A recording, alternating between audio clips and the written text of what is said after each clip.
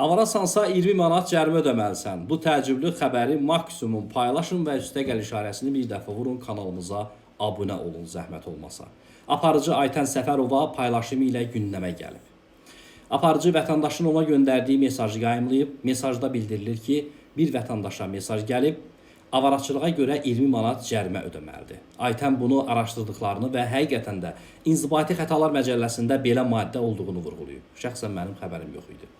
Sizin xəbəriniz var idisə şərhlərdə yazın. Bugünü də gördük. Bizə mesaj gəlib ki, insana avaralığa görə 20 manat cərimə gəlir. Düşündük ki, dələduzluqdur. Bəzən insanın haqqını bilməməsindən istifadə edirlər. Amma bizim İnzibati Xətalar Məcəlləsində avaralıq maddəsi var. İnsan ailəlidir, uşağı da var. Rəsmi işi yoxdur. Hansısa sexdə çalışır. Amma ona avaralığa görə 20 manat cərimə ödəməlisiniz deyilir. Yaxşı, avaradır. 20 manatı hardan alsın? 20 manatı qazanmaq imkanı olsa adam avaraçılıq eləyər.